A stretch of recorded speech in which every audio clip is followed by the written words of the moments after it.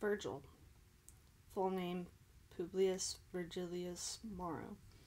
It's actually kind of interesting. His name didn't start being spelled with an I before the R until later in life, although several of his friends and contemporaries made reference to it, the possible spelling of it with an I versus an E, as a joke, playing off the word Virgo, virginus, which means virgin.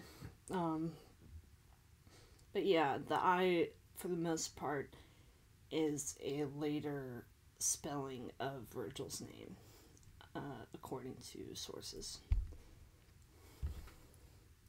So his early life. He was born on October 15th, 70 BC, in the village of Andes.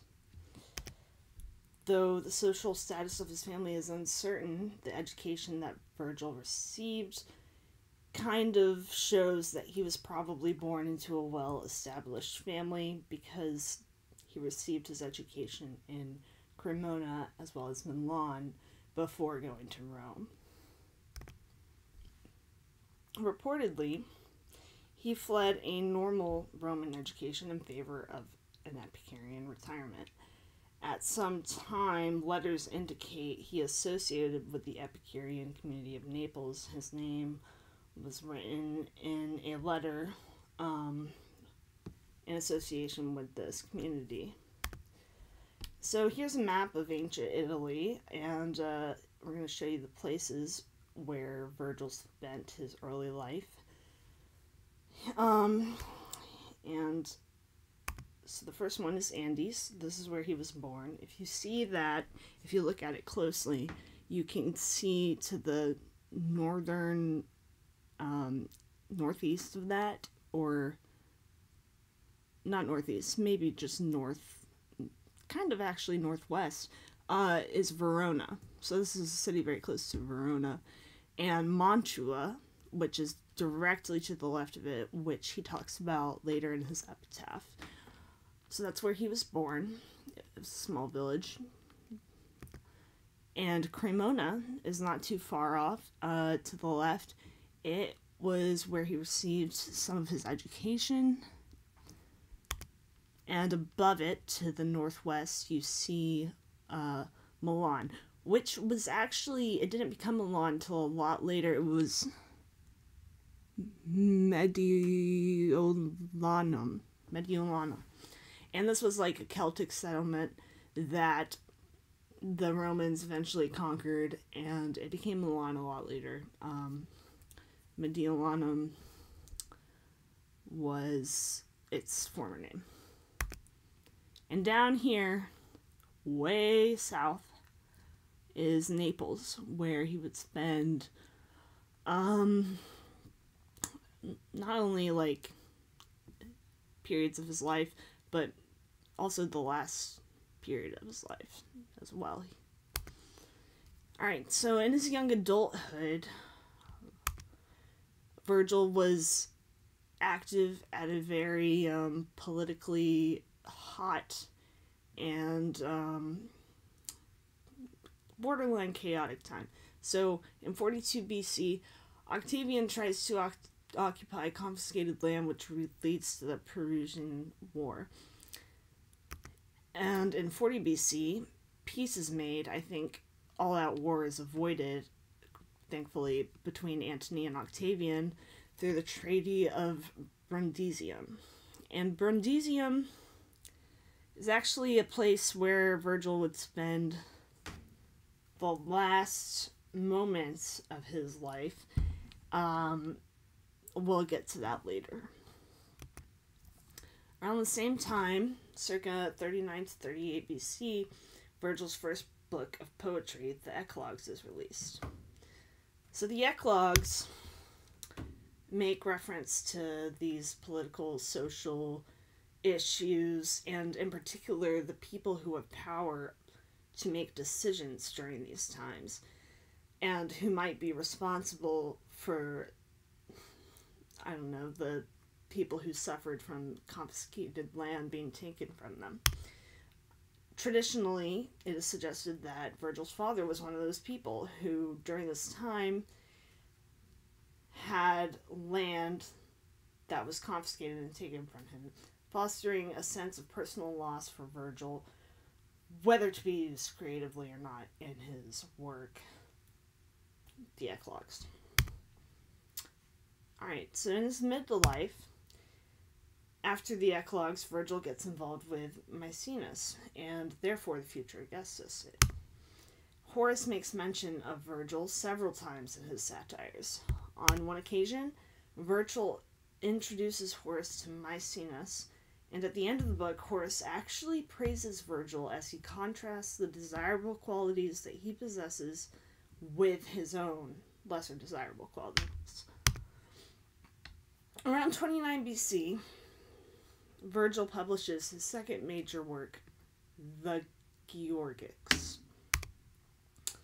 The work itself makes reference to the Battle of Actium, which took place in 31 BC. Furthermore, according to the Donatist life, Virgil recited the poem to Octavian after he had returned from his victory at Actium during the summer of 29 BC. In the year 29 BC, Octavian actually celebrated his great triple triumph, which was a big claim to fame for him. Though the Eclogues and the Georgics maintained a preeminent status in the poetry of the early 20s BC, something even more monumental was emerging from the horizon. The Aeneid. So, the Aeneid was actually written in Virgil's later years, though they aren't later in life as we would think of it today in modern times. It was later in life for a person back then. Around 25 to 27 BC, in a letter to Augustus, Virgil refuses to send any sample of the poem he is writing because it needed more work. So yeah, he declines to inform Augustus with samples or like tidbits of what he's working on because he's pouring so much work into it. The poem here is presumably the Aeneid. According to the tradition, some of the books in the Aeneid were actually performed or recited for Augustus, during which a reference to the late Marcellus made Octavia, Marcellus's wife, faint. At age 42, Virgil set out to finish the work by spending 3 years revising it in Greece and Asia Minor. He then planned to leave the rest of his life for philosophy.